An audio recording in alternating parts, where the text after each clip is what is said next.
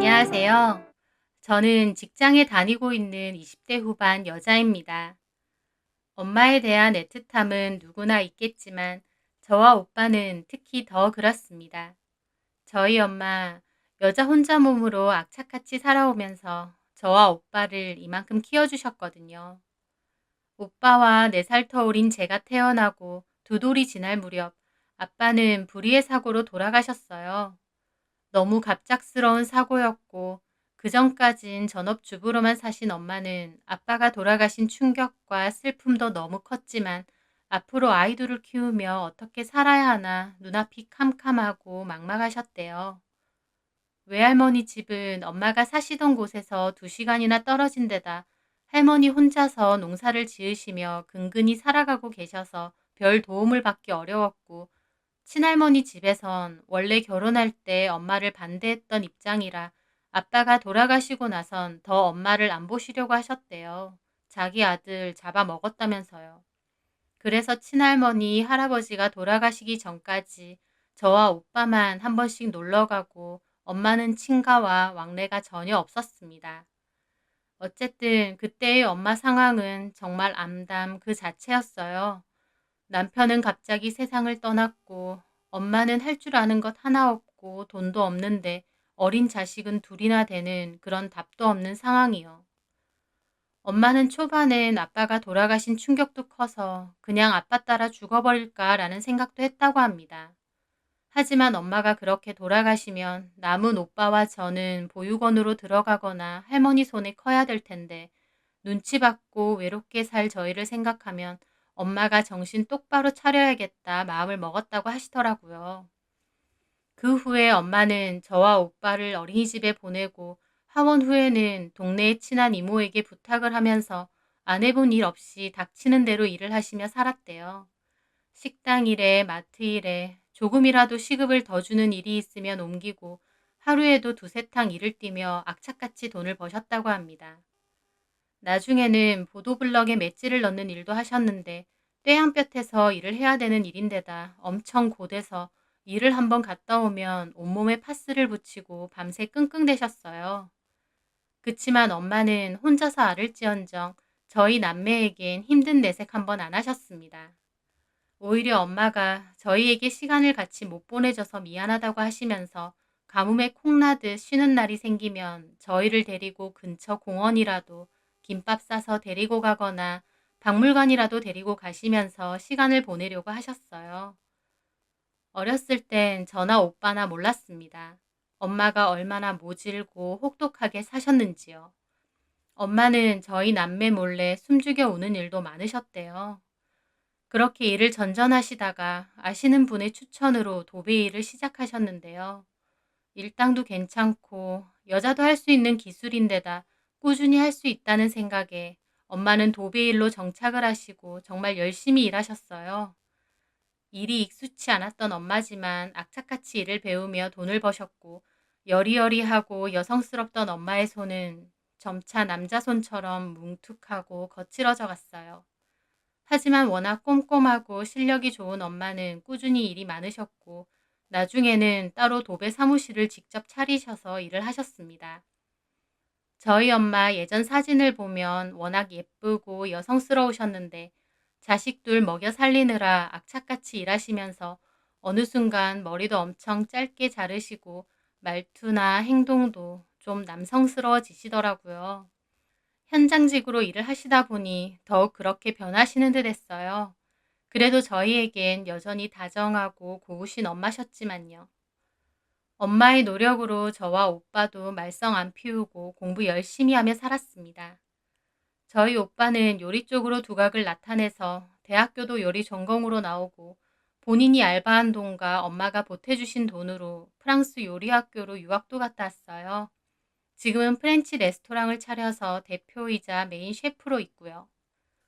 저는 서울 중상위권 대학 졸업 후 중견기업에 취업해 지금까지 근무하고 있습니다. 이렇게 키워주신 걸 고마워해야 될 건 저와 오빠인데 엄마는 늘 저희에게 잘 커줘서 고맙다고 하셨어요. 어린 나이에 아빠가 그렇게 돌아가시고 엄마도 옆에 많이 없어서 외로웠을 텐데 원망 않고 잘 커줘서 너무 고맙다면서요. 엄마가 저와 오빠를 위해 얼마나 악착같이 사신 줄 아니까 저와 오빠는 어긋날 수도 없었습니다. 오빠도 자기가 요리사로 성공해서 엄마 호강시켜주는 게 자기 인생 목표라고 할 정도로요. 저도 마찬가지고요. 그렇게 저희 가족은 서로서로를 아껴주며 이제는 조금 여유로워진 생활을 하고 있었어요. 그런데 제가 하루는 네일아트를 받고 와서 밥을 먹는데 엄마가 참 예쁘다며 빤히 제 손톱을 보시더라고요. 저는 그때 조금 놀랐습니다. 왜냐면 그 전에도 제가 엄마한테 미용실이나 마사지 받으러 가자고 하면 절약이 몸에 밴 엄마는 돈 아깝다고 싫다고 하셨거든요. 제가 가는 미용실은 너무 비싸다며 원래 다니시던 동네 미용실을 꼭 이용하셨고 마사지는 자기는 그런 거 쑥스럽고 불편해서 싫다고 하셨어요.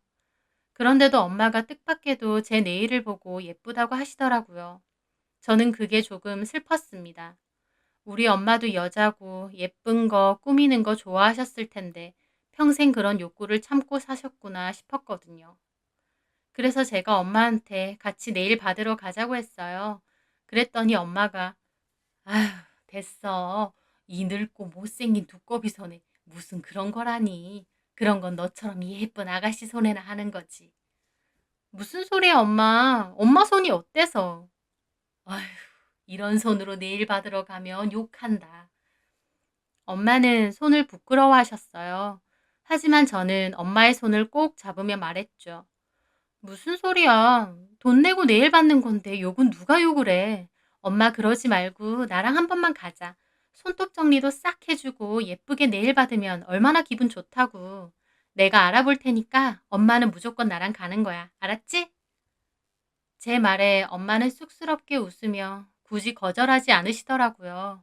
그러면서 아휴, 호박에 줄 긋는다고 수박 되겠냐마는 우리 딸이 또 이렇게 해준다 하니 어디 한번 받아볼까? 실은 엄마도 한번 받아보고 싶긴 했거든. 저는 엄마에게 걱정 말라고 내가 알아보고 주말에 모시고 간다고 말씀드렸죠. 그렇게 저는 SNS로 네일샵을 찾아봤습니다. 제가 원래 가던 곳을 해도 되겠지만 거기는 동네에 있는 작은 네일샵이라 가격도 저렴하고 샵 자체도 엄청 작거든요.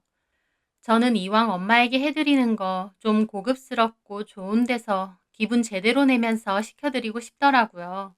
돈이 좀 들더라도요. 그렇게 찾아보니 꽤 괜찮은 곳을 찾아냈어요.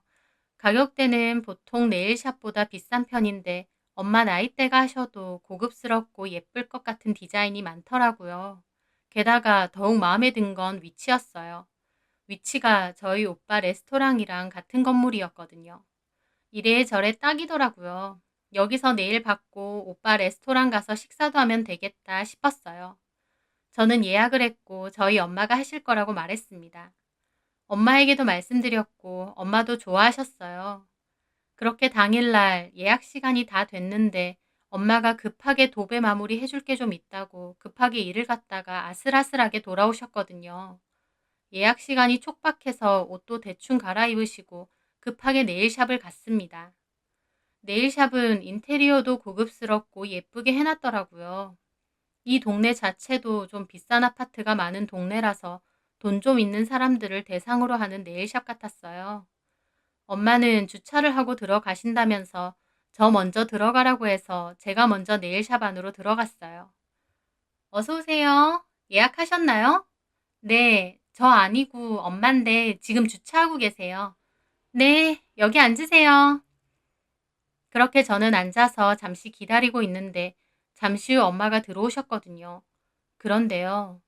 수더분한 차림에 엄마가 가게로 들어오자 저와 엄마를 기다리고 있던 그 직원이 인상을 팍 찌푸리며 엄마를 위아래로 훑어보는 거예요. 저는 그 표정을 보고 뭐지 싶었습니다. 저분이 엄마세요? 네. 엄마는 쭈뼛거리며 안으로 들어오시면서 저를 찾더라고요. 저는 엄마에게 여기 앉으라고 했고요. 그런데 그 직원이 또 저희 엄마를 쓱 훑어보는 거예요. 그 표정이 정말 띠껍더라고요. 제가 예민하게 느낀 건 아니었습니다. 저희 엄마도 분명히 느끼셨으니까요. 이미 옆에서 네일을 받고 있는 다른 손님들은 딱 봐도 돈 많아 보이는 사모님들인데 저희 엄마는 옷도 후줄근하고 화장기도 없는 데다 수더분해 보이니 대놓고 싫어하는 눈치더군요. 저는 기분은 나빴지만 그냥 내가 예민한 거겠지 생각했습니다. 그때까지도 설마 그때까지도 설마 돈 내고 이용하는 손님인데 대놓고 저러겠어? 라는 생각이었거든요. 그런데 그 직원이 좀 틱틱거리면서 손 좀 보여주시겠어요? 그러더니 저희 엄마 손을 너무 팍팍 만지고 뒤집는 거예요. 손이 많이 거치시네요. 무슨 일 하세요? 대뜸 그러는 거예요. 아니, 네일 받으러 왔는데 무슨 일 하는지 왜 묻나요? 저는 좀 황당했는데 저희 엄마가 웃으며 도배이래요. 오늘 우리 딸이 네일 해준다고 해서 왔어요. 엄마의 말에 그 직원은 아, 예 하면서 대충 대답을 하더라고요. 받으신 디자인은 있으세요? 저는 이미 그 직원의 태도에 기분은 상했지만 제가 여기서 화를 내거나 그냥 가자고 하면 엄마 기분마저 상할까봐 그냥 꾹 참고 디자인 좀 보여달라고 했습니다. 그 직원은 디자인 샘플을 보여주더군요. 저는 엄마와 이것저것 고르다가 연한 스킨색의 디자인을 골랐어요. 이거 괜찮지 않아? 예쁘다. 그런데 갑자기 그 직원이 손님 손이 너무 까맣고 피부톤이 얼룩덜룩해서 이 디자인하면 많이 안 어울리실 거예요. 그래도 하시겠어요? 그러는 거예요.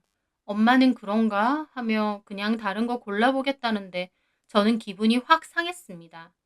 물론 그 디자인이 엄마와 안 어울릴 수도 있지만 좀 더 좋게 말할 수도 있잖아요.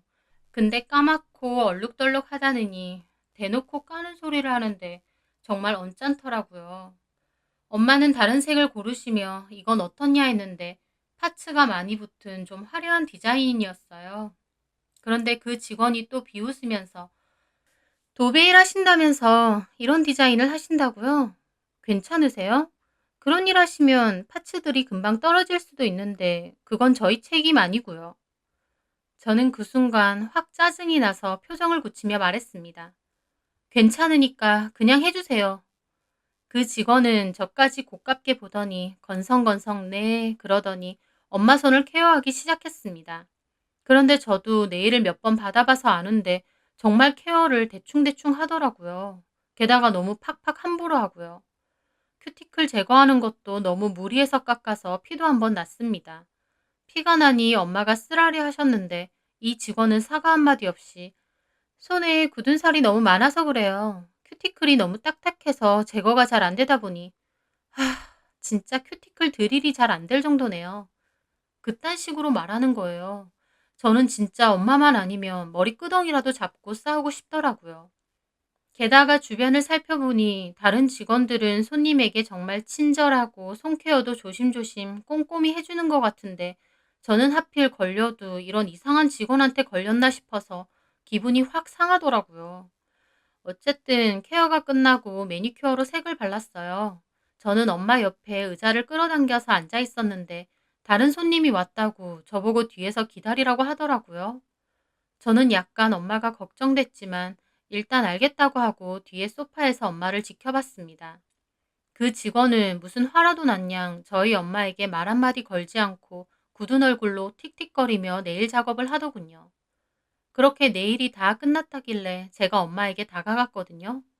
그런데 세상에, 애초에 엄마가 원하는 디자인하고도 너무 다른데다 젤 네일도 너무 두껍게 바른 거예요. 이렇게 두껍게 바르면 정말 불편하고 잘 떨어지거든요. 저는 너무 화가 나서 따졌죠. 아까 이 디자인이라고 했는데 왜 마음대로 디자인을 바꾸세요? 제 말에 그 직원은 도리어 기분 나쁘다는 듯 따지더라고요. 원래 고객님 손에 맞춰서 디자인 변경은 조금씩 있을 수 있어요. 완전 똑같이 하진 않거든요. 이게 조금 변경이에요? 이건 너무 별로잖아요. 제가 별로라고 하니 그 직원도 얼굴을 붉히며 따지더라고요. 고객님 손이 뭉툭하고 지저분해서 내일에도 안 예쁜 걸 왜 디자인 탓을 하세요? 저는 그 말에 화가 나 더 따졌습니다. 말 다 했어요? 그쪽이 뭔데 손님 손더러 지저분하니 뭉툭하다더니 그딴 소리예요?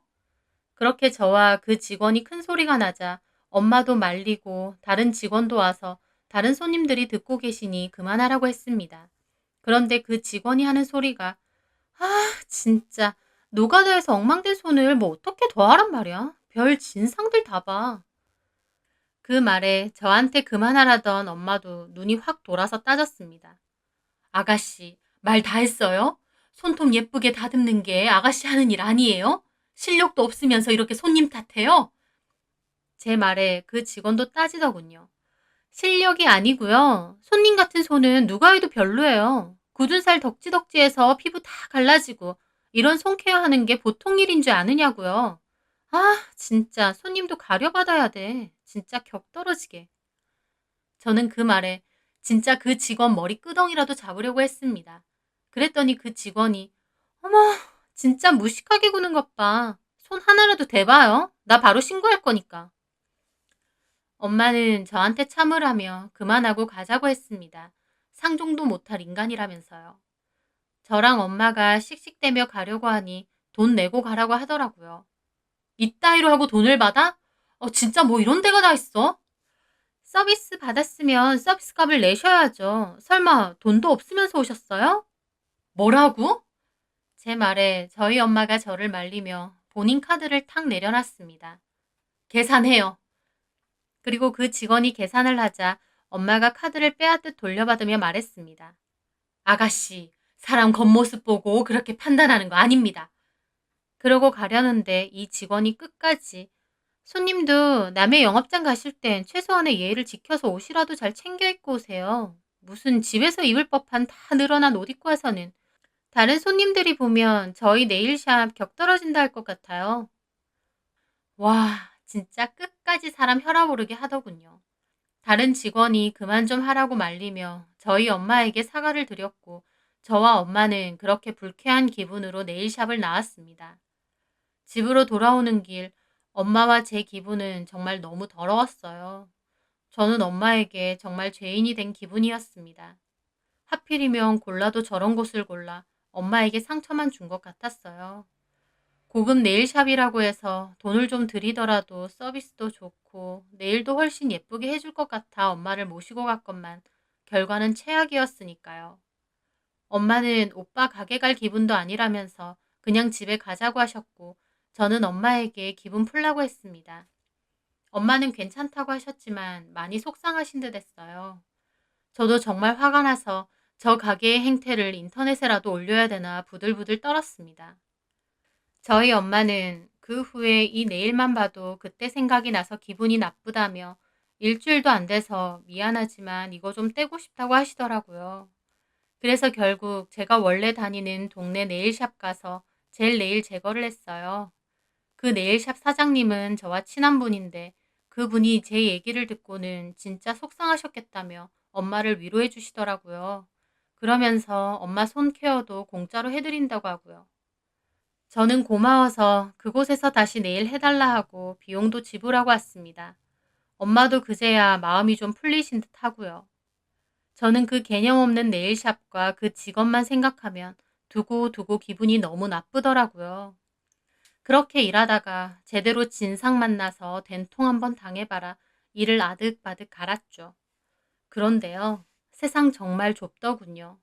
정말 생각지도 못한 곳에서 그 직원을 다시 마주쳤습니다. 오빠가 신메뉴가 나왔다고 저랑 엄마랑 가게로 한번 오라고 하더라고요. 오빠 가게는 기본적으로 웨이팅이 있을 정도로 장사가 잘 되고 핫한 곳이에요. 예약 잡기도 어렵고요. 하지만 가족인 저와 엄마가 간다고 하면 언제나 제일 좋은 자리로 오빠가 미리 빼놓았죠. 오빠의 말에 엄마와 저는 오빠네 가게를 갔는데 지나가면서 같은 건물인 그 네일샵을 보니 또 열받더라고요. 애써 모른 척하고 오빠네 레스토랑에 가서 식사를 하고 있을 때였어요. 거의 저녁 타임이 지나고 다소 한산한 시간에 간 거라서 오빠도 오며 가며 저희 테이블로 와서 대화를 나누며 천천히 식사를 하고 있었는데요. 누가 레스토랑 안으로 들어오더라고요. 그런데 그 들어온 손님을 보는 순간 엄마와 제 표정이 완전 썩었습니다. 들어온 손님은 바로 그 여자였거든요. 엄마더러 격 떨어지니 어쩌니 했던 그 무개념 네일 직원이요. 저 여자도 밥 먹으러 왔나 싶어서 짜증난다 하던 찰나 정말 생각지도 못한 일이 생겼습니다. 그 여자가 저희 오빠에게 곧장 가더니 막 반갑게 웃으며 대화를 나누는 거예요. 오빠도 반가워하고요. 저와 엄마는 너무 충격을 받았습니다. 저 여자랑 오빠랑 무슨 사이일까 싶기도 하고요. 그런데 오빠가 그 여자에게 잠깐 기다리라고 하는 것 같더니 저희한테 오더라고요. 있잖아요, 엄마. 그리고 서정아, 나 소개시켜줄 사람 있어. 누구? 나 여자친구 있는 거 알지? 실은 내가 소개시켜 주려고 일부러 엄마랑 서정이 너 가게로 오라고 한 것도 있거든. 저는 속으로 설마 했습니다. 엄마도 같은 생각이신 것 같더라고요. 설마 저 여자야? 봤어? 응. 같은 건물에서 네일리스트로 일하는데 오며 가며 마주치다 친해졌거든. 성격도 착하고 성실한 여자야. 인사시켜 줄게. 엄마와 저는 기가 막히더라고요. 아무리 세상이 좁다 해도 어떻게 이렇게 다시 마주치는 악연이 있을 수 있나 싶고요. 아무것도 모르는 오빠는 잠시만 기다리라더니 그 여자를 저희 테이블로 데리고 왔습니다. 그 여자 처음에 수줍은 얼굴로 다가오며 인사하다가 저와 엄마를 알아챈 순간 얼굴이 회색빛으로 변하더라고요. 또 만나네요. 그 여자는 제 말에 동공 지진이 와서 저희 오빠를 보더라고요. 어머님이랑 여동생이 근데 또 만나다니? 언제 만났었어? 혹시 서정이 너 여기 네일샵 가서 네일했어? 오빠의 물음에 그 여자는 막 눈알을 굴리며 어쩔 줄 몰라 하더라고요. 저는 오빠에게 말했습니다. 거기 가서 네일했어. 나 말고 엄마 네일. 제 말에 오빠는 엄마 손을 보더니 웃더라고요. 지금 엄마 손이 돼 있는 그 네일이야? 예쁘다. 저는 정색을 하며 말했죠. 아니, 이거 아니야. 저분이 해준 네일은 엄마가 보기만 해도 기분 더럽다고 당장 지워달라고 해서 내가 자주 가는 단골 네일샵 가서 싹 지우고 새로 한 거야. 제 말에 오빠는 벙찐 얼굴을 짓더라고요. 하나가 네일 해준 게 기분이 더러워? 왜? 왜겠어? 품격 없고 손 뭉툭하고 피부도 얼룩덜룩 지저분한 손님한테 뭐 얼마나 예쁘고 대단한 네일을 해줬겠어. 어차피 노가다 하는 거라 금방 다 떨어질 게 뻔한데 뭐하러 공들여서 예쁜 디자인을 해주겠냐고. 제 말에 오빠가 놀라더라고요. 너 그게 무슨 소리야? 오빠 여친이 엄마한테 한 말. 오빠한테 그런 얘기 안 해? 그날 가게에서 우리 대판 싸웠는데? 나 저분 머리끄덩이 잡을 뻔하다가 겨우 참았어. 오빠한테는 예쁘고 좋은 말만 하나 보네. 뒤에서는 사람 보이는 걸로 판단하고 돈 주고 네일 받는 손님도 개무시하고 막말 쩔면서 제 말에 오빠는 놀라서 그 여자를 보고 그 여자는 막 어쩔 줄 몰라 하며 변명하더라고요. 그게 아니라 오해가 있었어. 오해요? 내가 말한 것 중에 그쪽이 하지 않은 말 한마디라도 있어요? 도대체 뭐가 오해예요? 나는 그런 뜻으로 말한 게 아니고요. 어머님 손에 더 잘 어울리는 디자인을 찾아드리려고. 말 같지도 않은 소리 하지도 마세요. 내가 그때 엄마랑 그 수모를 겪은 거 생각하면 엄마랑 나는 15만 원 주고 면전에 모욕당한 거나 다름이 없어. 제 말에 그 여자는 막 어쩔 줄 몰라 하면서 불쾌했다면 죄송하다 어쩌다 하고 오빠도 혼란스러운 얼굴이더라고요. 엄마도 굳은 얼굴로 말 한마디 안 하시고요. 오빠는 그 여자에게 묻더군요. 진짜 그렇게 말했어? 아니, 그게 아니라 좀 오해가 있었는데 내가 다 설명할게. 그 순간 저희 엄마 가방을 들고 일어나셨어요. 한서운, 너 성인이고 어떤 여자를 만나는지는 네 자유야. 근데 엄마는 사람 보이는 걸로 판단하고 엄마 뻘 되는 사람 대놓고 무시하면서 함부로 모욕 주고 그런 인성이 덜 된 여자는 안 만났으면 한다. 엄마 먼저 가마. 그렇게 엄마는 자리를 뜨셨어요. 저도 그 여자를 한번 노려보고는 급하게 엄마를 따라가고요. 저는 엄마에게 어떻게 저 여자가 오빠 여자친구냐고 어이가 없다며 집으로 가는 길에 한참 그 얘기를 했습니다. 오빠가 자기가 나이도 있고 이제 슬슬 결혼도 생각하는데 사실 만나고 있는 여자가 있다. 확신이 서면 말씀드리겠다라고 엄마에게 말한 적도 있거든요. 그런데 그 여자가 저 여자라니. 참 어이가 없었습니다. 그날 늦은 밤 오빠가 집으로 왔고 저에게 모든 이야기를 다 들었어요. 그 여자에게도 얘기는 들었지만 자기는 그런 식으로 말한 적 없고 다 오해다라며 억울하다고 우리 이런 식으로 헤어지지 말자고 울기까지 했다더군요. 오빠는 제 말을 듣고 한참이나 생각에 잠겼습니다. 저는 말했죠. 오빠, 그 여자는 진짜 아니야. 엄마 말대로 엄마 뻘 되는 사람을 대놓고 개무시하고 꼽주는데 나 그런 여자 살면서 처음 봤다니까? 우리가 공짜로 하러 간 거야? 예약까지 한 건데 엄마가 조금 초라한 행색으로 갔다고 그딴 식으로 구는 게 말이 돼? 그 여자 오빠 앞에서는 막 착한 척 구나 본데 보통 아니야. 엄마가 그 일로 얼마나 상처받았는 줄 알아? 제 말에 오빠는 한숨을 쉬더라고요. 엄마 상처 많이 받으셨지? 당연하지. 오죽하면 엄마 성격에 15만 원이나 주고 한 네일을 일주일도 안 돼서 지워달라겠어? 볼 때마다 속상하고 기분 상하셔서 도저히 안 되겠다고 지워달라고 하시더라니까. 도대체 오빠는 그 여자 어떻게 만난 거야? 오빠 말로는 오빠 레스토랑이 워낙 핫하고 유명한 곳이다 보니 그 여자가 다른 직원들이랑 밥 먹으러 몇 번 왔고 그러면서 자연스럽게 오빠에게 자기는 이 건물에서 네일샵 다닌다며 말도 걸고 그러더랍니다. 그 후 한 번씩 주차장이나 건물 안을 지나가면서 마주쳤고 그 여자가 오빠 마시라고 가게에 커피도 종종 갖다 주고 그랬대요. 그러면서 오빠도 조금씩 호감이 생기면서 친해졌고 사귀게 되었다고요. 그 여자가 먼저 오빠에게 적극적으로 집적된 모양이더라고요. 잘 나가는 레스토랑 사장이라 더 그런 것도 있겠죠. 오빠는 저와 엄마 말을 듣고 그런 여잔지 몰랐다고 헤어지겠다고 했습니다. 다른 건 몰라도 엄마에게 그런 모욕을 주고 못돼 처먹은 말을 하는 여자는 자기도 싫다면서요. 오빠가 헤어지자고 했고 그 여자는 오빠에게 다 오해라며 잘못했다고 했다는데 오빠는 그냥 잘 살라고 하고 연락도 일체 다 끊고 레스토랑으로 찾아와도 바쁘다고 안 만났다고 하더라고요. 시련의 아픔과 좋아하는 여자의 진짜 모습을 알게 되어서인지 오빠도 좀 힘들어하는 것 같았지만 그런 못돼 처먹고 이상한 여자한테 속으면서 엮이는 것보다 이렇게라도 진작에 끝낸 게 천만다행이다 싶습니다. 엄마도 제가 그 네일샵을 우연처럼 예약한 것도 그 여자 실체를 알려주려고 조상이 도운 일 아니냐고 할 정도예요. 하나를 보면 열을 난다고 보이는 걸로 함부로 판단하고 손님에게 그런 모욕을 주는 여자라면 그 인성이 오죽하겠나요?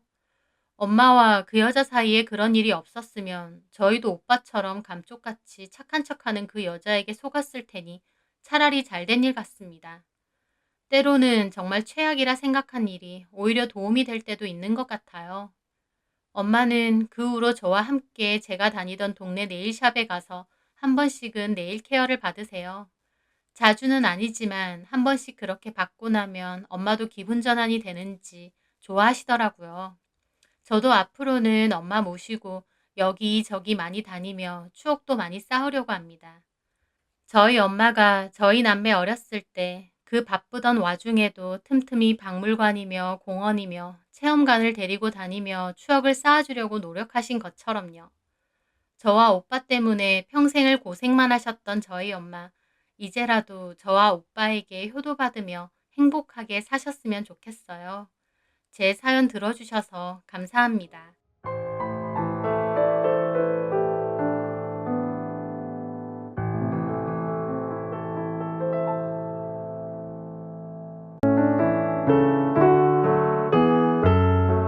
안녕하세요. 결혼한 지 12년 차 40대 중반의 여자입니다. 저는 5년 동안 시어머니를 모시고 살았는데요. 주변에선 참 힘들었겠다, 고생했다 하지만요. 저는 생각보다 그렇게 힘들진 않았습니다. 시어머니를 모시고 산다는 게 쉬운 일은 결코 아니기도 하고 또 넉넉지 않은 형편이다 보니 경제적으로 힘들 때도 있었지만요. 그래도 어머님과 대화도 잘 통하고 어머님도 저를 많이 아껴주시고 살림도 도와주셔서 오손도손 재밌게 지내기도 했거든요. 오히려 넉넉지 않은 형편이다 보니 좀 더 잘 모시지 못했던 것이 죄송스러울 뿐이죠. 저희 어머님은 아들만 셋이에요. 저는 그중 셋째인 막내 아들 며느리고요. 어머님 30대 중반에 아버님이 돌아가시면서 과부가 되셨다고 했습니다. 그래서 아들 셋을 혼자 힘으로 억척스럽게 키우셨다고 했어요. 어머님은 시장에서 전집을 하셨는데 워낙 성실하신 데다 맛도 있어서 장사도 잘 됐고 괜찮았다고 하더라고요. 그러다가 나이가 드시면서 가게를 아는 분께 넘기셨는데요. 어머님 말은 나이도 들고 힘들어서 이제 안 한다고 하셨지만 사실 그 가게 팔아서 첫째 아주버님 도와주신 거더라고요. 그리고 제가 결혼하고 4년 정도 뒤에 살고 계시던 집을 팔아서 둘째 아주버님네를 도와주셨어요. 그러면서 둘째 아주버님네와 합가를 하셨고요. 어머님은 평생 고생하면서 아들들을 키우고 그나마 남은 재산까지도 다 아들들에게 넘기신 겁니다. 하지만 막내인 저희 남편은요, 딱히 받은 건 없습니다.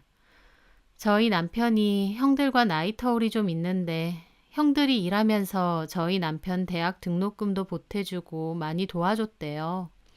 그래서 마냥 착해 빠진 저희 남편은 이미 형들에게 도움 받을 만큼 받았으니 어머님이 형들에게 주는 건 당연하고 자기는 아무것도 안 받아도 된다고 했답니다. 저희 큰아주버님, 둘째 아주버님 다 집 잘 살아요. 자가에다가 평수도 넓고요. 반면 작게 시작한 저희 집은 방 2개짜리 전세입니다. 하지만 괜찮았어요. 시작은 작아도 저희 집도 천천히 늘려가면 된다고 생각했거든요. 그리고 결혼을 하고 보니 집안 분위기가 참 좋더라고요. 어머님도 며느리들과 잘 지내고 특히 둘째 형님은 효부라고 소문날 정도로 어머님께 잘했거든요. 그때까진 다 평화로웠습니다. 하지만 4년 후 어머님이 집 한 돈을 작은 아주버님 댁에 드리며 합가하면서 문제가 생기기 시작했어요. 합가 후 초반 1년 정도까진 괜찮은 듯 했습니다.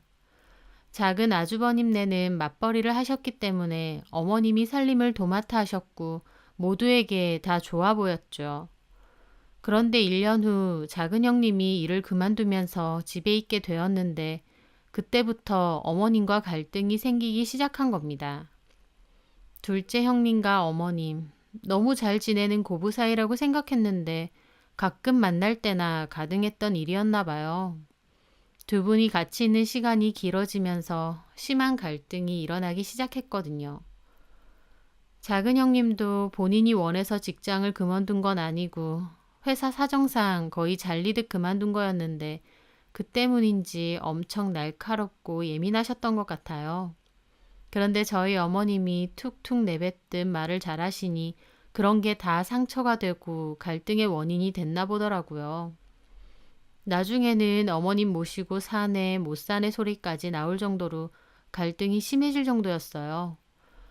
어머님이 집까지 파셨는데 이 마당에 못 산다고 하면 어머님은 어쩌나 싶으면서도 또 작은 형님은 작은 형님대로 어머님께 섭섭하고 서운한 게 잔뜩 쌓였던 모양이더라고요. 사람 성격이라는 게 다 제각각이라서 저 같은 경우는 어머님 같은 성격이 좀 직설적이시더라도 오히려 뒤끝없고 편하거든요. 하지만 둘째 형님은 어머님이 툭툭 내뱉는 말들에 상처를 많이 받으신 것 같더라고요. 저도 그냥 둘째 형님과 어머님 사이가 많이 안 좋다 정도로만 알고 있었는데 하루는 둘째 아주버님이 술 먹고 저희 집을 찾아왔습니다. 울면서 둘째 형님이 어머님이랑 못 살겠다고 난리라면서 안정 찾을 때까지만이라도 우리 집에서 당분간 어머님 모시면 안 되냐는 거예요. 자기가 까딱하다가 이혼하게 생겼다면서요. 처음 그 말을 들었을 때 저도 사람인지라 황당한 건 있었죠. 아주버님들 둘 다 어머님한테 이것저것 받을 땐 언제고 이제 어머님이 더 이상 줄 게 없는 신세다 보니 저렇게 하시는 건가? 라는 생각도 솔직히 있었습니다. 물론 자기 형들이라면 끔찍한 저희 남편에게 그런 말은 하지는 않았지만요. 어쨌든 도와달라고 통 사정을 하시기에 제가 알겠다고 저희 집에서 당분간 모신다고 그냥 그랬습니다. 사실 그때는 상황이 정리되면 다시 어머님을 모셔갈 줄 알았거든요. 그래서 당분간 함께 사는 게 뭐 힘든가 싶어서 그렇게 하겠다고 한 거죠.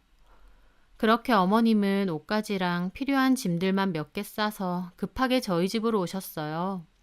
그런데 그 모습이 너무 슬프더라고요. 어머님 스스로도 너무 비참해 하시는 것 같고요. 아무리 이런저런 변명을 해봐도 결국 작은 아들 내서 어머님을 내쫓은 모양새나 다름없었습니다. 큰아들네는 뭐 하냐고요? 큰 아주버님은 일 바쁘다고 집에 잘 안 계시고 큰형님은 허리가 많이 안 좋아서 툭 하면 병원 가거나 집에서도 들어 누워 있다 보니 어머님을 모실 수가 없다고 이미 선언했습니다. 어머님은 쫓겨나듯 저희 집으로 오신 것에 대해 서러워하셨고 제 앞에서 눈물도 많이 흘리셨어요. 저는 어머님이 늘 꼿꼿하고 강하신 분이라 생각했는데 그렇게 서럽게 우시는 건 처음 봤네요. 저는 어머님 하소연도 들어드리고 눈물도 닦아드렸습니다. 시간이 지나면 다시 좋아지겠지. 다시 예전의 사이좋은 가족으로 돌아가겠지.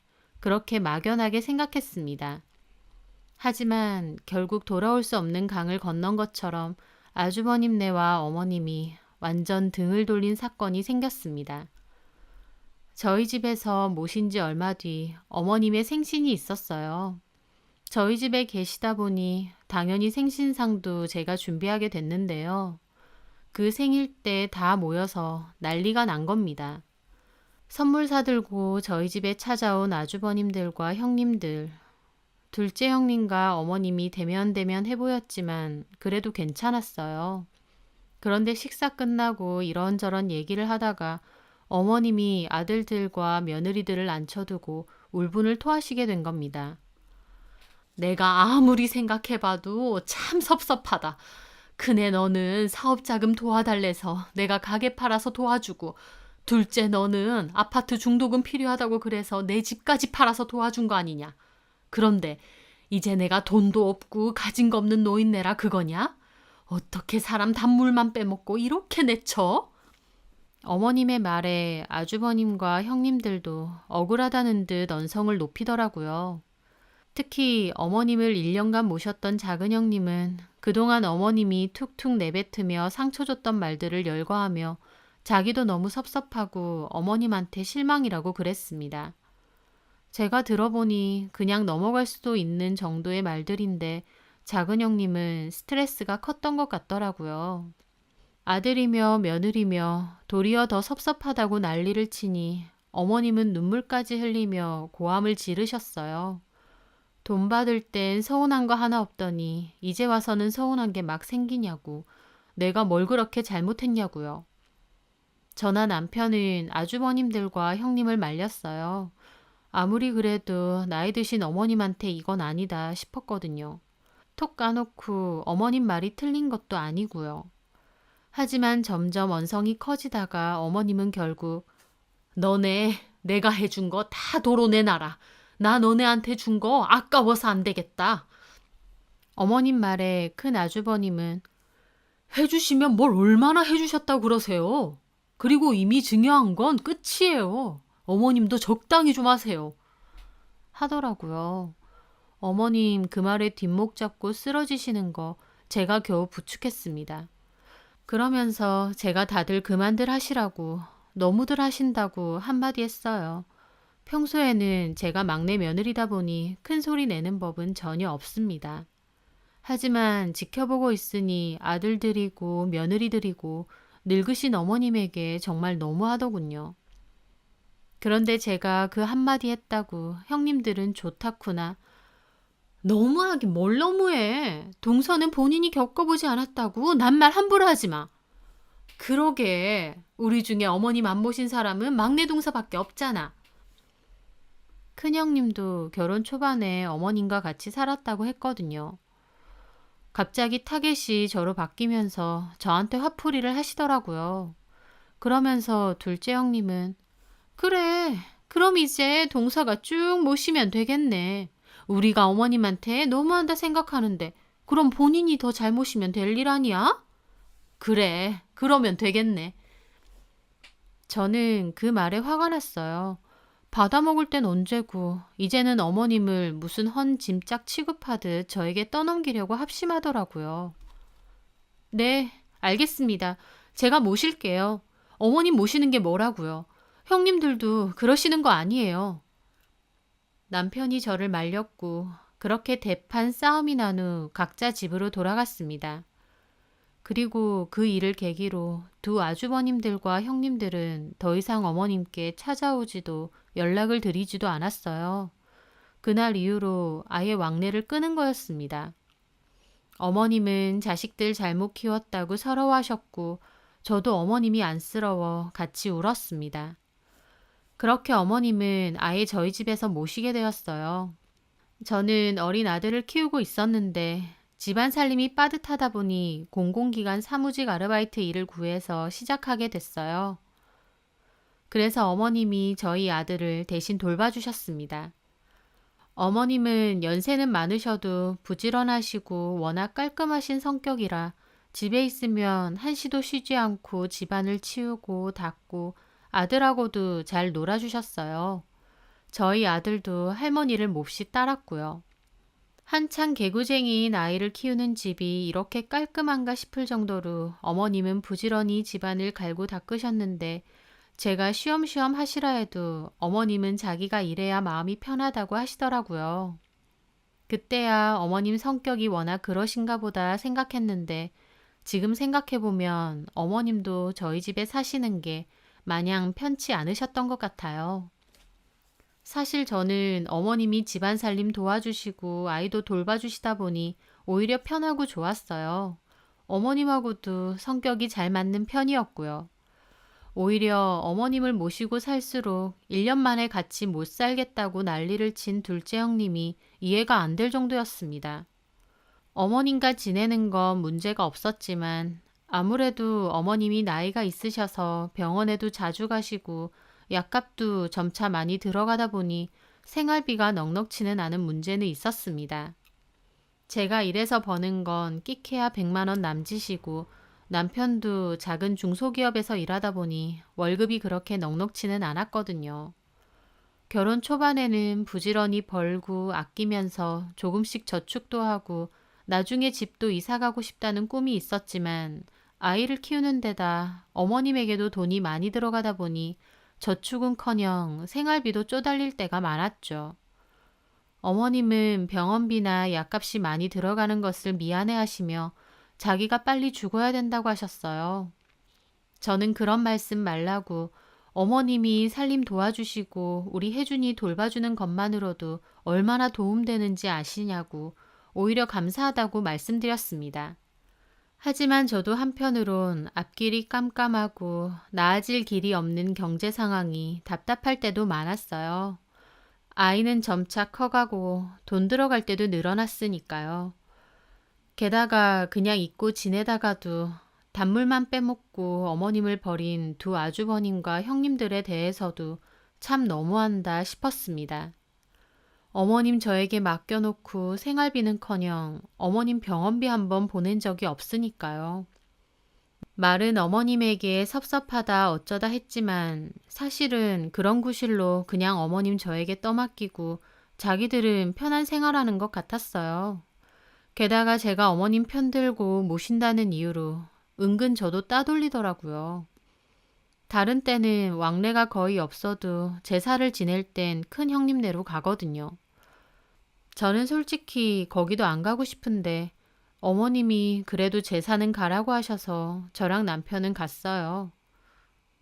제가 가면 저보고 은근히 어머님과 형님들 사이를 제가 이간질하는 건 아니냐 하고 저보고 중간 역할을 잘해야 된다고 뭐라고 하시네요. 제가 이간질해서 뭐가 남는다고 이간질을 하나요? 끝까지 저만 나쁜 년 만드는 게 참 웃기더라고요. 물론 저도 중간에서 어머님에게 형님들과 화해하시는 게 어떻느냐고 말한 적도 있습니다. 그 정도는 저도 해야 될 것 같아서요. 하지만 어머님 입장에선 아들이나 형님들이 사과를 해야지 무슨 화해냐고 하십니다. 저도 그래서 더 이상 말하지 않았고요. 근데 만만한 게 저인지 어머님 모시고도 욕 듣고 있고 눈치 보게 된 겁니다. 게다가 그 집 아이들까지도 제가 명색이 숙모인데 인사도 잘 안 하는 거예요.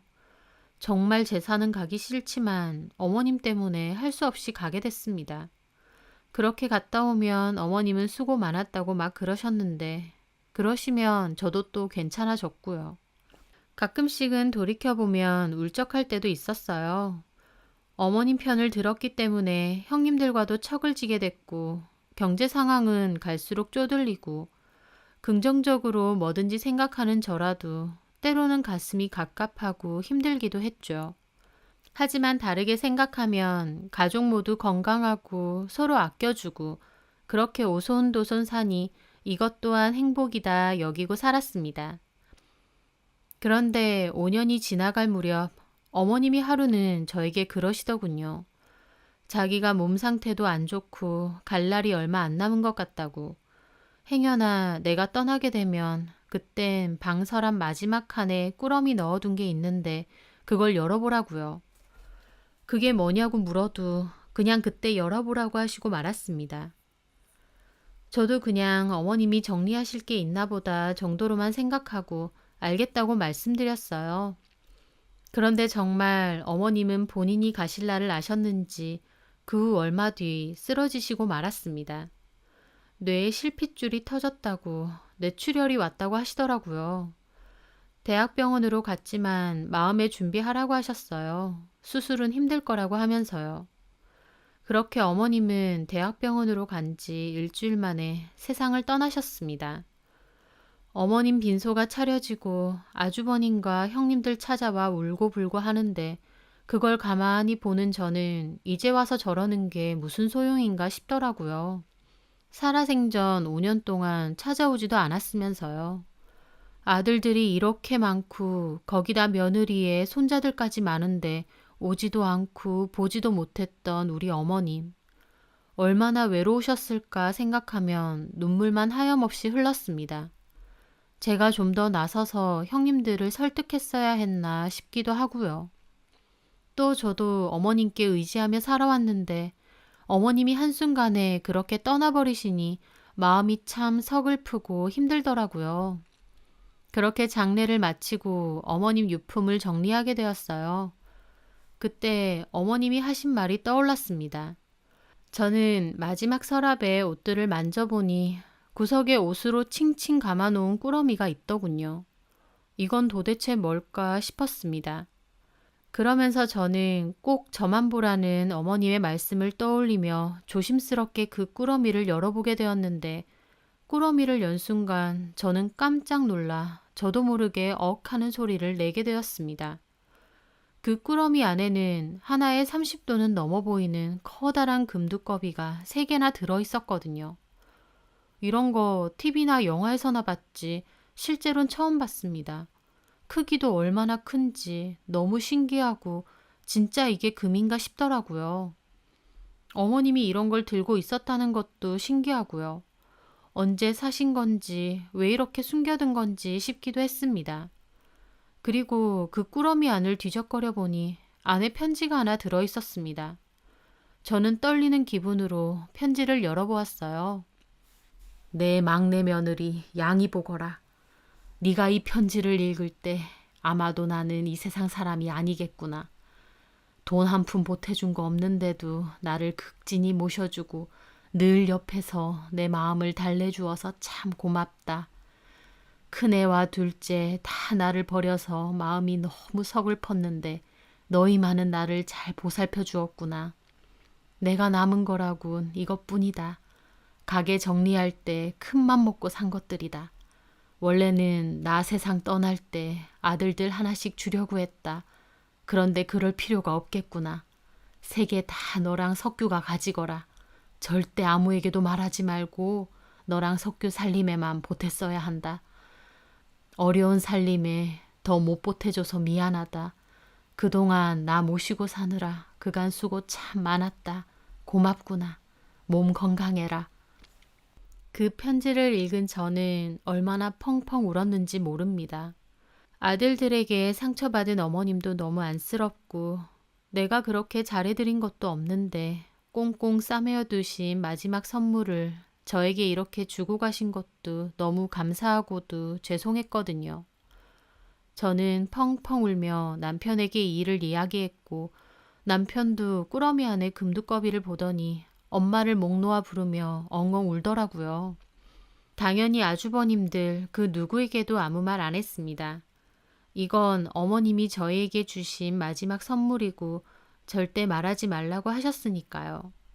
소중히 잘 갖고 있다가 꼭 필요할 때 요긴하게 쓸 생각입니다. 갖고만 있어도 얼마나 든든하고 좋은지요. 어머님이 떠나시는 길에 너무 과분한 선물을 주신 것만 같았습니다. 평생을 자식들 뒷바라지하며 사신 어머님, 믿었던 아들과 며느리들에게 배신당해서 많이 슬퍼하셨지만 제가 그래도 어머님께 조금이나마 위안이 되어드린 것 같아 참 다행이라는 생각이 듭니다. 그때 형님들과 척을 지더라도 어머님 편에 서고 어머님을 위로해드린 거 지금 생각해도 참 잘했다 싶고요.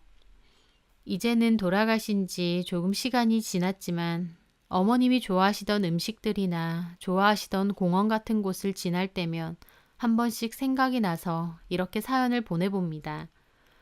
어머님 떠난 그곳에선 걱정 없이 늘 편안하셨으면 하네요.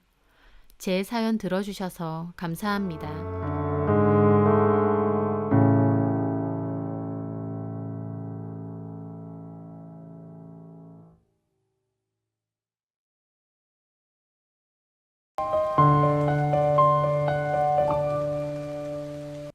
안녕하세요.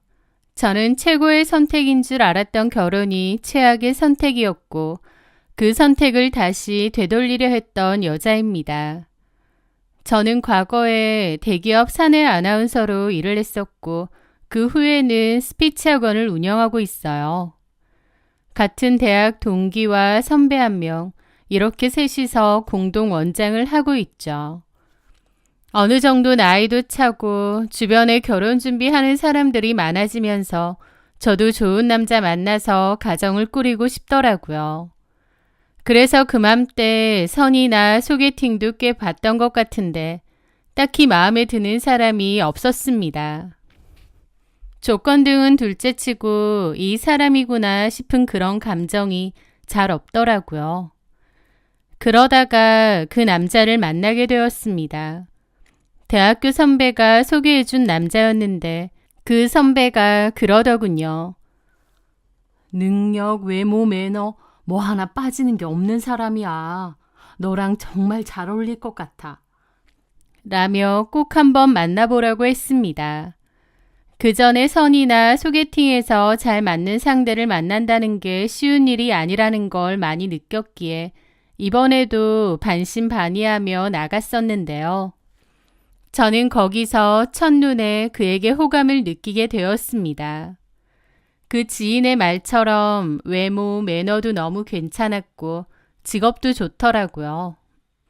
그 남자의 이름은 오승준이었고 대형 로펌의 잘 나가는 변호사였습니다. 업계에서도 촉망받는 인재였고 로펌에서도 밀어주는 대표 변호사였죠. 그 남자는 흔히 말하는 개천에서 난 용이라고 본인을 표현하더라고요. 어려운 환경에서 자랐지만 피나는 노력으로 명문대 로스쿨을 졸업하고 변호사까지 되었다면서요. 그 남자는 누구나 호감을 가질 만한 그런 좋은 조건의 사람이긴 했습니다. 그런데 아무리 조건이 완벽해도 이성적인 끌림이 없는 경우도 많은데 그 남자와 대화를 나누다 보니 설렘과 긴장감이 느껴질 정도로 이성적으로 매력적인 사람이기도 했습니다. 그런데 그 감정은 저만 느낀 게 아니었습니다. 그 역시도 저에게 첫눈에 반했다고 했거든요. 자기가 그토록 찾아다닌 운명의 반쪽이 저라고까지 했죠. 그는 소개팅 후에도 저에게 적극적인 모습을 보이며 대시를 했습니다. 소개팅 다음 날 제가 운영하는 스피치 학원으로 커다란 꽃바구니가 배달되었습니다. 어제 만나 뵙게 되어서 너무 행복했습니다. 자주 뵙고 싶어요. 라는 낯간지러운 문구와 함께요. 게다가 그는 매일같이 퇴근 시간에 맞춰 학원 앞으로 저를 데리러 왔고 주말이면 제 SNS를 꼼꼼히 살폈는지 제가 갖고 싶다고 흘렸던 레스토랑이나 전시회를 귀신같이 예약해 저를 놀라게 했습니다. 선희 씨가 좋아할 것 같아서 예약해봤어요. 마음에 들어요? 여기 와보고 싶었던 곳인데 제 SNS 들어와서 보신 거예요? 아니요. 그냥 선희 씨 생각하다 보니까 선희 씨가 뭘 좋아할까 고민하게 되고 그러다 보니 선희 씨 취향이 좀 보이던데요. 아마 이게 운명인가 봅니다. 제 SNS에 그 전시회 보고 싶다고 적어놓은 글을 보고 예약한 거겠지만 능글맞은 그 말이 귀엽게 느껴지기도 하더라고요. 능력 있고 훤칠한 외모에 지적인 매력까지 갖춘 남자가 저 하나만을 바라보며 저돌적으로 사랑을 표현하는데 저 역시 싫을 이유가 없었죠. 저희는 불꽃 같은 연애를 1년 정도 했고 그는 아주 자연스럽게 제게 프로포즈를 했습니다. 모두가 부러워할 만한 결혼이었고 저도 이 완벽한 남자와 결혼을 하는 것이 더할 나위 없이 행복하게 느껴졌습니다. 하지만요, 연애 때와 달리 결혼을 준비하면서 보니 꽤나 삐걱대기 시작했습니다. 특히 그의 어머님은 저를 몹시 마음에 안 들어 하셨죠. 남친의 어머님께 처음 인사를 드리던 날이 아직도 생생합니다. 남친은 저를 데리고 남친 어머님이 혼자 사시고 있다는 낡은 빌라로 향했습니다. 생각보다 소박한 모습에 조금 놀랐지만 아들을 위해 모든 것을 희생하셨다는 그의 말이 떠올라 오히려 존경스러운 마음이 컸었죠. 저는 어머님께 공손히 인사를 드렸습니다. 안녕하세요. 처음 뵙겠습니다. 한선이라고 합니다. 그런데 어머님이 저를 보는 표정이 지금도 뭐라고 해야 될지 모르겠습니다. 마치 위아래로 값을 매기기라도 하듯 저를 훑어봤다고나 할까요? 그 불쾌한 시선에 저도 움찔했던 기억이 있습니다.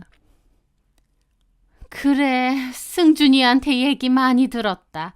앉아라. 어머님의 말투는 고상한 척했지만 이미 말투와 눈빛에서는 경계심과 오만함까지 느껴졌습니다. 그리고 식사를 하는 내내 제 학벌, 직업, 부모님의 직업이나 사는 동네, 노후 준비가 되어 있는지까지 꼬치꼬치 캐물으셨어요.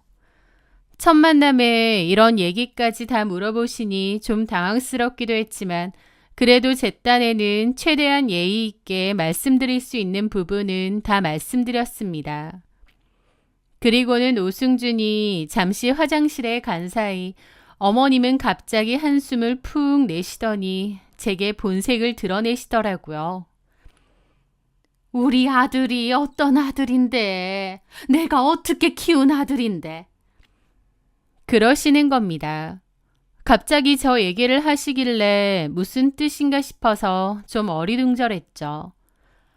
들어보니까 무슨 사내 아나운서 그런 거 했다면서? 네. 그런 건 뭔데? TV 아나운서 떨어지고 고작 회사 안에서 방송이나 하는 그런 거야? 라면서 갑자기 과거의 제 직업에 대해서 비난을 하시는 겁니다. 사내 아나운서도 입사하기 쉬운 건 아닌데 저렇게 말하셔서 놀랐죠. 네? 아니, 무슨 TV 나오는 그런 아나운서도 아니고 회사 안에서 방송이라니 그게 뭐야?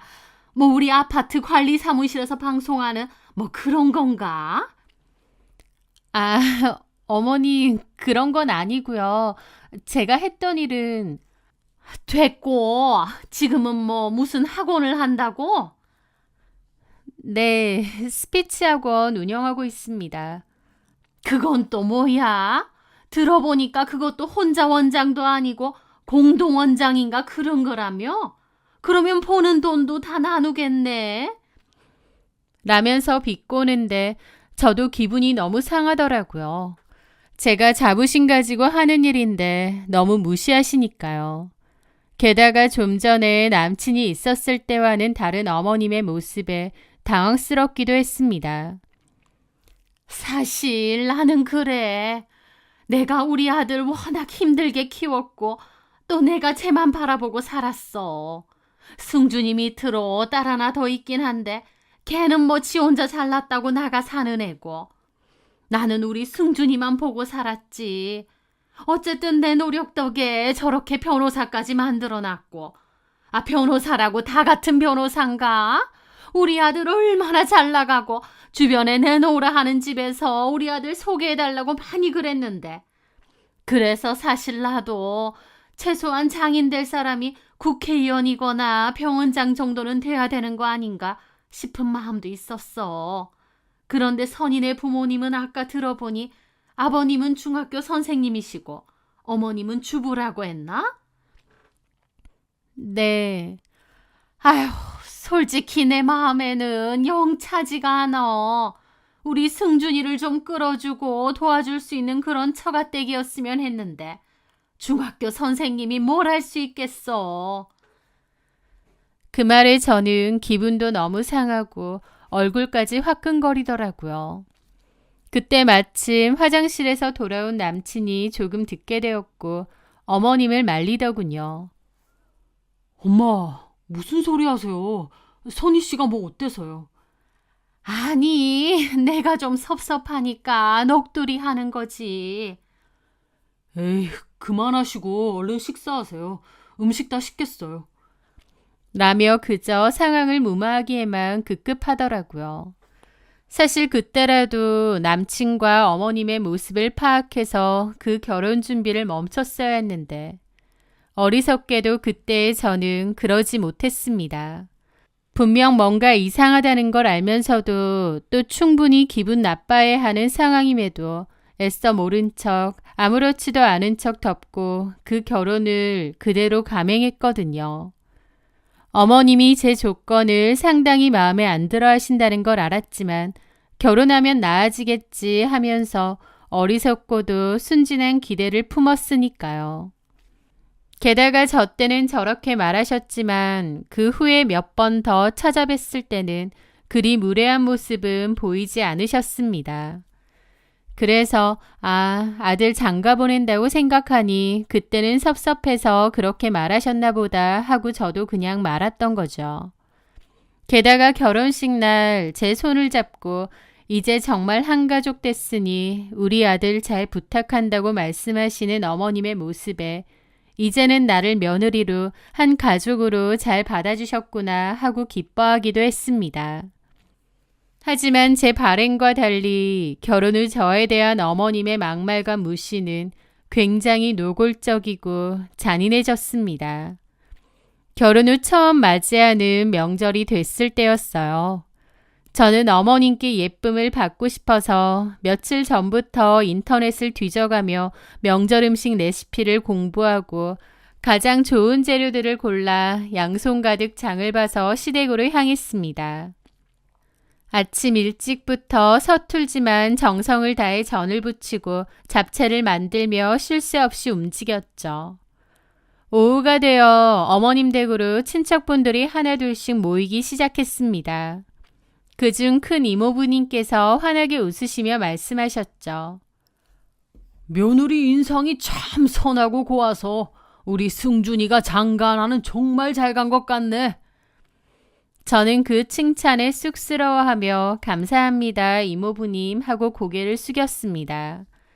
그런데 바로 그 순간 제 옆에서 과도를 들고 과일을 깎으시던 어머님이 싸늘하고 날카로운 목소리로 그러시는 거예요. 참하긴 뭐가 참해요. 속에 불려씨가 들었으니 내 아들을 얼씨구나 채갔지. 라면서요. 장난 같은 말투였지만 그 말은 결코 장난이 아니었습니다. 어머님의 말에 순간 거실의 모든 공기가 얼어붙는 것 같았고 친척분들은 당황해서 서로 눈치만 살폈죠. 그리고 저는 얼굴이 화끈거려 터져버릴 것 같았습니다. 형님, 왜 그러세요? 장난이야, 장난. 장난 가지고 뭘 그래? 얘 새아가, 너 이런 얘기 듣고 기분 상하면 그건 내 말 맞다고 인정하는 거다. 하긴 뭐 내가 딱히 틀린 말 한 것도 아니지. 솔직히 우리 승준이 정도면 얼마든지 더 잘난 집에 장가갈 수 있는데 사실 우리 새아기가 욕심이 많아서 덥석 우리 아들을 물었다는 게 틀린 얘기는 아니지. 얘 선이야, 너 변호사 남편 만나서 호강하고 아주 좋지?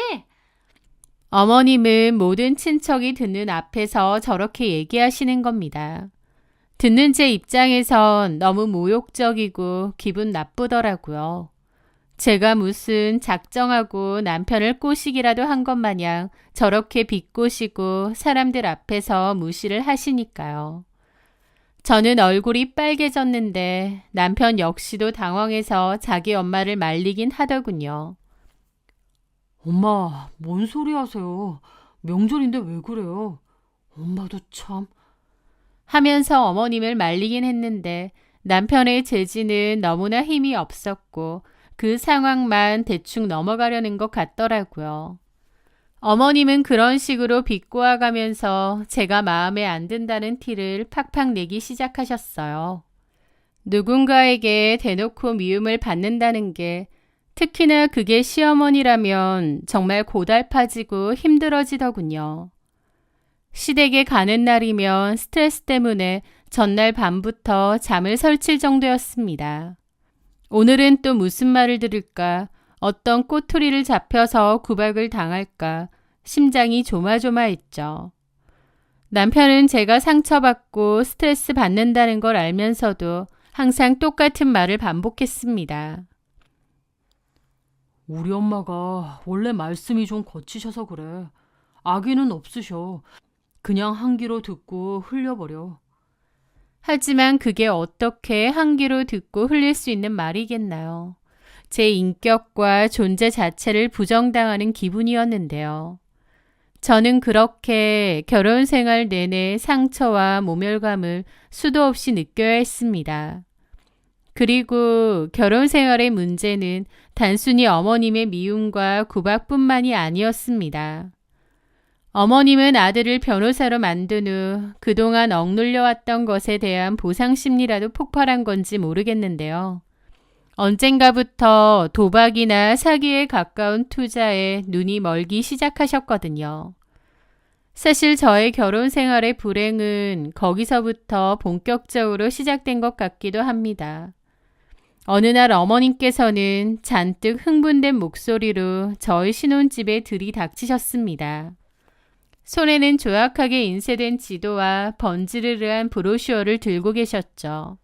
예, 승준아, 내가 기가 막힌 정보를 들었는데 여기 이 땅이 곧 신도시로 개발돼서 지금 평당 10만 원 하는 게 1년 안에 100만 원으로 뛴다더라.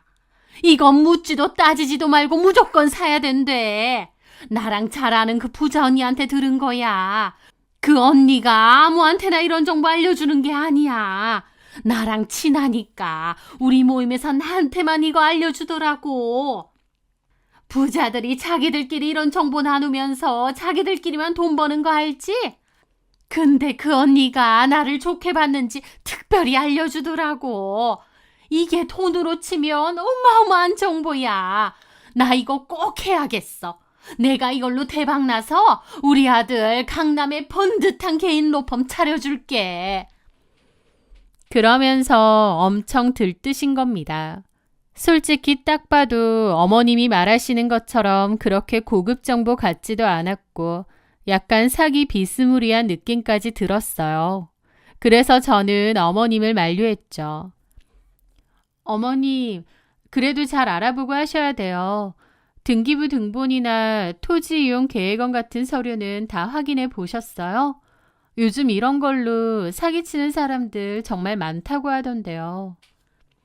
그런데 어머님은 제 말에 저를 한심하다는 듯이 쳐다보시더라고요. 예, 너 어디 앞에서 똑똑한 척이야. 네가 똑똑해봤자 내 아들보다 똑똑해? 네가 변호사야? 아니면 부동산 임대업자야? 그리고 내가 우리 아들 키우면서 산전수전 공중전까지 다 겪은 사람인데 내가 그런 사기꾼들한테 호락호락 당할 것 같아? 내가 그렇게 순진하고 멍청해 보이니? 아니요, 어머님. 제 말은 그런 뜻이 아니라 네가 뭘 안다고 여기에다 입을 대? 사기라니. 내가 사기나 당할 사람처럼 보이냐고. 하면서 노발대발 하시더라고요. 그런 반응에 저는 더 이상 아무 말도 못했죠. 아무것도 모르면 넌 그냥 빠져 있어. 얘 승준아, 너는 엄마 믿지? 엄마가 네 이름으로 계약금까지 걸어놨다. 그런데 남편까지도 어머님의 행동에 별로 제지를 안 하는 겁니다. 네, 엄마. 엄마가 알아서 하세요. 엄마가 저 때문에 평생 고생하셨는데 엄마가 그렇게 하고 싶으시면 그렇게 하세요. 선이야, 엄마가 하시는 일에 토달지 마. 엄마가 다 생각이 있으시겠지. 그렇게 말하는 겁니다. 이 집 안에서는 그 어떤 상식이나 이성적인 판단도 통하지 않는다는 것을 깨달았습니다. 남편에게 엄마의 결정은 곧 법이고 진리였거든요. 남편은 밖에서는 유능하고 똑똑한 변호사일지 모르지만 어머님에 관해서는 좀 심하리만치 의존적인 모습이 많았습니다. 그리고 그 결과는 불보듯 뻔했습니다. 처음 한두 달간 어머니는 굉장히 호언장담하셨어요. 예, 그 소식 들었니? 그 근처에 대형 쇼핑몰이 들어온다고 하던데 이제 우리 땅값 오르는 건 정말 시간 문제라고 하더라. 너희는 나한테 고맙다고 밀처리라도 해야 될 거다. 저는 불안한 마음에 관련 뉴스를 찾아봤지만 아무리 찾아도 그런 내용은 없었습니다. 어머님은 대박의 꿈에 완전히 사로잡혀 그 지인분이 하는 말은 곧이곧대로 다 믿으셨거든요. 하지만 약속했던 시간이 지나도 그 땅값은 오를 기미조차 보이지 않았고 연락을 주겠다던 개발사에서도 아무런 소식이 없었습니다. 불안해진 어머님은 그 개발사의 김 부장이라는 사람에게 전화를 걸기 시작했습니다. 어머님의 그 부자라는 지인분이 소개해준 사람이었죠. 계속 연락이 안 되자 어머님도 좀 초조해 보이시더라고요. 아니, 이 사람이 왜 갑자기 전화를 안 받아? 그렇게 바쁜가? 불길한 예감에 휩싸인 시어머니는 결국 참지 못하고 계약서에 적힌 개발사의 주소로 찾아갔습니다. 남편도 불안한 마음에 그날은 회사에 연차까지 내고 어머니를 모시고 갔다고 하더군요. 하지만 그들이 도착한 곳의 사무실 문은 굳게 잠겨 있었다고 했습니다. 유리문 너머로 들여다보이는 내부는 텅 비어 있었고 이미 여러 차례 어머님 같은 피해자들이 다녀갔는지 난리가 난 흔적도 보였다고 했죠. 남편은 그 건물 경비원에게 물어봤고 그 경비원분은 이런 피해자들 많다고 혀를 차셨다고 하더군요. 저도 남편에게 그 얘기를 전해 듣고 기가 막혔습니다. 사실 불보듯 뻔한 일이었고 굉장히 미심쩍었는데 어머님과 남편은 뭐에 홀리기라도 한 듯 그 큰 돈을 투자했고 결국 그 돈은 고스란히 날렸죠. 물론 그때는 몰랐지만 나중에 알고 보니 갖고 있던 돈을 날리기만 한 게 아니라 빚까지 져서 투자를 했다더군요. 그 돈까지 고스란히 날리면서 빚만 남은 거였죠. 기막히게도 그 엄청난 빚은 고스란히 저희 부부에게 넘어왔습니다.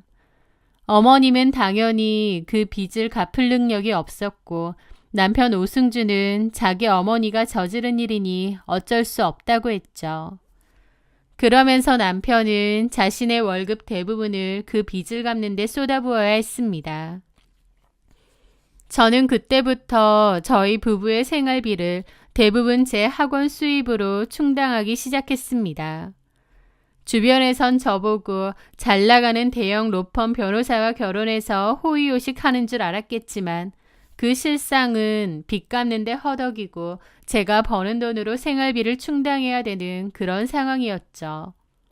그런데 어머님은 그런 상황을 알면서 저한테 미안해 하기는커녕 또다시 사고를 치셨어요. 기획 부동산 사기로 생긴 빚을 메꾸겠다며 이번에는 다단계에 제대로 빠지셨거든요. 어느 날 저희 집에 오셔서는 정체를 알 수 없는 건강식품과 화장품 그리고 생수까지 잔뜩 늘어놓으셨죠. 그 평범해 보이는 생수가 한 병에 50만 원이 넘어가더라고요. 선이야, 이거 한번 써봐라. 너 감기 자주 걸리고 몸 골골하지. 이게 몸에 얼마나 좋은 건 줄 아니? 나도 요즘 먹고 있는데 몸이 하나도 안 아프고 너무 가뿐하다. 그러면서 저한테도 그 물건들을 강요하고 심지어 저희 학원 수강생들한테도 팔라고 하시는 겁니다. 이거 좋은 거니까 너네 학원 수강생들한테 소개 좀 해줘. 이거 그냥 물건 파는 게 아니라 꿈과 희망을 파는 사업이야. 우리 같이 사업하자. 내가 너 내 밑에 상위 직급자로 꽂아줄게. 어머니, 저는 괜찮아요. 그리고 학원에서 이런 걸 팔 수는 없어요. 죄송합니다. 제 말에 어머님은 막 화를 내시더라고요. 왜 못 팔아? 네가 원장이라면서 왜 못 하는데? 융통성이라고는 눈꼽만치도 없어. 그러니 말은 무슨 학원 원장이랍시고 돈도 쥐꼬리만큼 버는 거지. 라는 겁니다.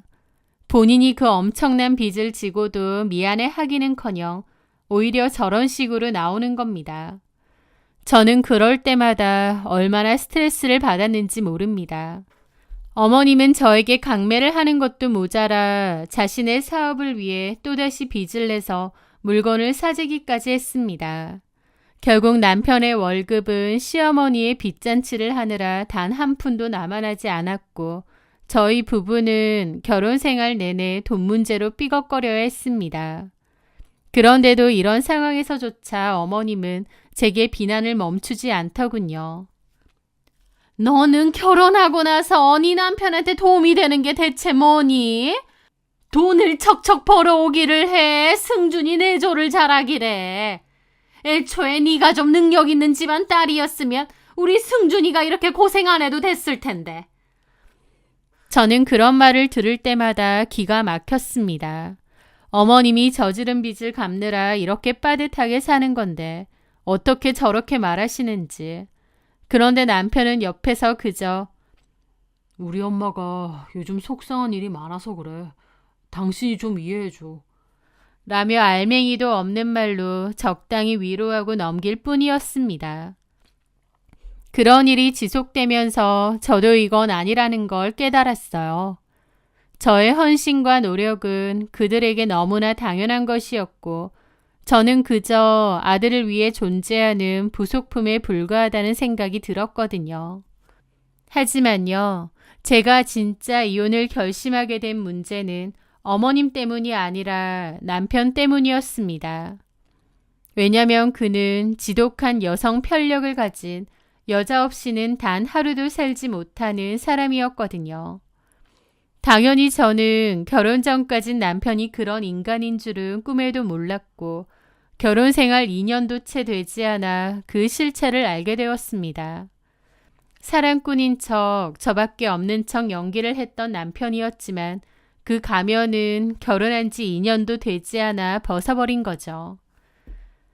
그는 그때 같은 로펌의 신입 변호사와 바람이 났거든요.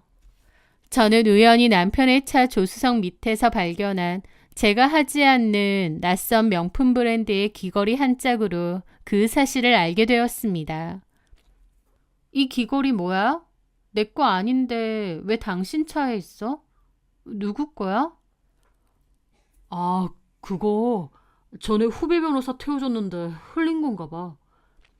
귀걸이를 흘린다고? 걔가 좀 칠칠 맞아. 남편은 그렇게 넘어갔지만 저는 뭔가 이상하더라고요. 그 후에 남편의 뒤를 캐봤는데 그 후배 변호사와 바람이 났다는 것을 알게 되었습니다. 저는 증거를 들이밀며 이혼하겠다고 했고 남편은 무릎까지 꿇고 빌었죠. 선이야, 내가 정말 잘못했다. 죽을 죄를 지었어. 그냥 요즘 엄마 일 때문에 너무 힘들어서 제정신이 아니었나 봐. 정말 아무 감정 없고 순간적인 실수였어. 제발 한 번만 용서해줘. 라면서 필사적으로 빌었습니다. 결혼한 지 2년도 안 돼서 외도라니 그 충격과 상처가 너무 컸습니다. 하지만 저는 어리석게도 그의 눈물 어린 사과와 다시는 안 그러겠다는 맹세에 그를 용서했습니다. 그런데 8개월 뒤 이번에는 자신이 맡은 사건 의뢰인의 딸과 또다시 부적절한 관계를 맺은 사실을 알게 되었습니다. 처음 바람을 피운 후에 약간의 의심병이 생긴 저는 한 번씩 남편의 핸드폰을 뒤져보게 되었는데요. 그러다가 그 사실을 발견했던 거죠. 이번엔 의뢰인 딸? 당신 정말 짐승이야? 한 번은 봐줘도 두 번은 아니지. 우리 이혼해. 이건 이혼 서류야. 당장 도장 찍어. 그런데 남편은 이번에도 역시 무릎을 꿇고 빌었죠. 선이야, 제발. 나 너 없으면 못 살아. 내가 진짜 어리석었어. 나도 내가 왜 이러는지 모르겠어.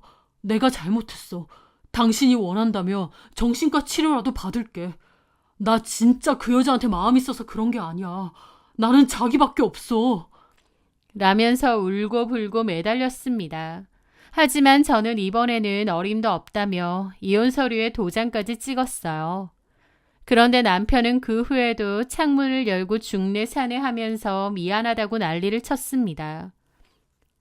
자기가 없으면 난 아무것도 아니야. 자기 없으면 나 그냥 여기서 뛰어내릴게. 라며 생쇼를 벌였습니다. 지금 생각해보면 어이가 없는 짓이었지만 그때의 저는 또다시 마음이 약해져서 이혼 서류를 제 손으로 찢었습니다. 그때의 제가 왜 그랬는지 지금도 이해가 잘 안 됩니다. 어쩌면 제 손으로 남편을 바꿀 수 있을 거라고 착각했던 것 같기도 하고 또 어쩌면 변호사 사모님이라는 그 헐밖에 없는 타이틀과 남들의 부러워하는 시선 때문에 그 썩은 동아줄을 놓지 못했던 제 욕심과 어리석음도 있었을 겁니다. 그렇게 저는 속빈 강정인 그 결혼 생활을 유지했고 그러다가 아이를 가졌습니다. 아이가 생기면 남편도 어머님도 달라질 거라는 여전한 착각을 했었죠. 남편은 아이가 태어난 후 잠시 가정에 충실한 듯 보였지만 결국 그 지긋지긋한 버릇은 고쳐지지 않았습니다. 이번에는 골프 동호회나 와인 모임 등에서 만난 여자들과 하룻밤을 보냈다는 것을 알게 되었거든요. 남편의 핸드폰에서 차마 눈뜨고 볼 수 없는 수많은 증거를 발견한 저는 그제야 완전히 깨달았습니다. 남편의 바람기가 절대 고칠 수 없는 고질병이라는 것을요. 이혼밖에는 답이 없구나 라는 것을 알면서도 아이가 생겼기 때문에 더 이혼이 힘들어졌다는 걸 깨닫게 되었죠. 이런 답답한 제 속마음을 유일하게 털어놓은 사람은 다름 아닌 신우이였습니다. 신우는 오빠 때문에 화가가 되고 싶었던 꿈을 포기하고 공무원으로 일하고 있는데요. 어렸을 때부터 오빠와 엄마에게 받은 상처가 많은 탓인지 성인이 되고부터는 꼭 필요한 일 말고는 엄마 오빠와 왕래를 거의 안 하고 산다더라고요. 그런데 저랑은 성격이 잘 맞아서 신우 올케 관계가 아니라 그냥 친한 언니 동생 사이처럼 잘 지냈거든요. 그리고 유일하게 이 집안에서 제 편이 되어주기도 했고요. 저는 신우에게 전화를 걸어 엉엉 울며 모든 것을 털어놓았습니다. 나 이제 정말 더는 못 살겠어. 승준 씨 또 바람피워. 이번엔 셀 수도 없이 많아. 언니, 울지 마세요. 우리 엄마랑 오빠 그런 사람들인 거 알잖아요. 그 사람들은 절대 변하지 않아요. 더 이상 언니만 상처받지 말고 언니 인생을 먼저 생각해요. 저도 뭐든 도울게요. 그녀의 응원에 힘입어 저는 결국 미루고 미뤘던 이혼을 결심하게 되었습니다. 그렇게 이혼을 결심하게 됐을 때쯤 저에게는 아주 기막힌 일이 터졌습니다. 백화점에 필요한 게 있어서 사러 갔다가 어머님이 한 젊은 여자와 다정하게 팔짱을 끼고 가는 모습을 목격했거든요. 어머님은 저를 못 봤지만 저는 분명 어머님을 보았습니다. 그리고 그 여자가 어머님이라 부르는 것도 듣게 되었죠. 저는 놀라서 그들을 몰래 따라갔고 그들은 한 카페 안으로 들어가더라고요. 저는 몰래 그 광경을 지켜봤는데 잠시 후 남편까지 그 자리에 합류했습니다. 그 여자는 남편 얼굴에 붙은 눈썹을 떼어주고 팔짱을 끼고 너무나도 다정해 보이더라고요. 아, 이번엔 저 여자랑 또 바람을 피는구나 깨닫게 되었죠. 게다가 그 앞에는 어머님까지. 세 사람은 누가 봐도 영락없는 한 가족처럼 보였습니다. 뻔히 며느리인 제가 있는데 아무렇지 않게 남편의 상간녀를 같이 만나고 있는 어머님. 그리고 제 앞에선 잘못했다며 빌면서도 뒤에서는 끊임없이 바람을 피는 남편. 그들의 웃음소리에 제 심장은 싸늘하게 식었죠. 저는 떨리는 손으로 그들의 사진을 찍고 그 여자의 뒤를 캐보게 되었습니다. 그리고 그 상간녀가 유명 건축가의 딸이자 갤러리 큐레이터로 일한다는 것을 알게 되었어요. 저는 그 여자에게 연락을 했습니다. 나는 오승준의 와이프다라는 것을 밝히고 만났는데 자리에 나온 그 여자는 오히려 뻔뻔하게 나오더군요. 어머님한테 얘기 많이 들었어요. 사실 어머님이 그쪽 마음에 안 들어 하신다면서요? 저한테 며느리 했으면 좋겠다고 자주 그러시더라고요. 사실 저는 미혼이고 승준 씨는 그쪽하고 이혼하면 이혼남이라 제 손해긴 한데 그래도 승준 씨가 워낙 매력적인 사람이잖아요. 그리고 저희 집도 승준 씨한테 개인 로펌 하나 차려줄 능력 충분히 되고요. 누가 봐도 저랑 더 잘 어울리는 사람 같아요. 그 여자는 아주 뻔뻔하고도 당당하게 말하더라고요. 저는 주머니 속에서 녹음을 하면서 그 여자에게 물었습니다. 참 뻔뻔하네요. 유부남인 거 알고도 만났다는 말을 본인 입으로 하는 거죠. 어차피 곧 이혼할 거 아닌가요? 그때 승준 씨한테 들어보니 이혼 서류 도장도 찍었다고 하던데. 그 서류 오승준이 직접 찢었거든요. 저랑 절대 이혼 못한다고. 글쎄요. 아닐 텐데. 승준 씨도 저랑 다시 시작하고 싶어요. 특히 그쪽하고 어머님하고 사이가 별로라는데 어머님은 저를 너무 좋아하시고 당장 이혼하고 저랑 재혼했으면 하세요. 라면서 자랑처럼 말하는데 어이가 없어 웃음이 났습니다. 저는 속으로 경멸 가득한 비웃음을 흘리며 그 여자와의 대화 내용을 전부 녹음했습니다. 그리고 자리에서 일어나서 말했죠. 그래요. 갖고 싶어서 똥인지 된장인지 상관없이 내 남편 갖고 싶다는데 실컷 가져요. 줄 테니까. 오승준 와이프 자리도 며느리 자리도 다 줄게요. 어머님이 그렇게 좋아한다고요? 좋겠네요. 어머님 사랑 실컷 받고 오승준하고도 영원히 백년해로 하길 바래요. 저는 그렇게 말한 뒤 그 자리를 벗어났습니다. 그리고 곧바로 그 여자를 상대로 상간소송에 들어갔습니다. 남편에게도 이혼소송 및 상간소송을 시작했고요. 남편은 그 와중에도 이혼을 거부했는데 이해가 안 되더라고요. 그렇게 밥 먹듯이 바람을 피고 어머님이랑 같이 상간녀랑 만나서 하하호호 하면서도 저랑은 이혼 못한다고 저러고 있는 게요. 지금 돌이켜보면 저에 대한 소유욕이 아니었나 싶습니다. 본인은 밖에서 할 거 다 하고 다니면서도 저는 자기 와이프로 있어주길 바라는 소유욕이요. 어쨌든 저는 단호했습니다. 짐 싸서 친정으로 들어갔고 이혼 소송을 시작했죠. 남편의 상습적인 외도와 시어머니의 방조 등을 이혼 사유로 주장했습니다. 워낙 증거가 많았기에 제 승소는 어렵지 않았어요. 그리고 저는 그동안의 재정적 기여도를 인정받아 소송에서 완벽하게 승소했습니다. 제가 원하는 만큼의 재산 분할 및 남편과 상간녀 측으로부터 위자료도 받아낼 수 있었죠. 양육권도 무사히 받아내게 되고요.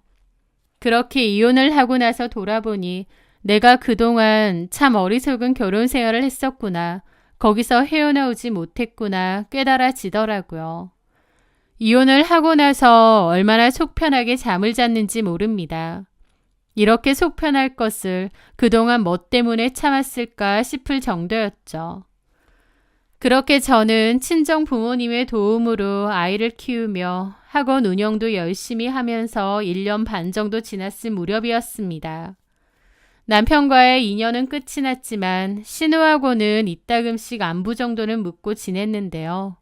신우도 자기 엄마나 오빠랑 그렇게 자주 왕래를 하는 편은 아니었습니다.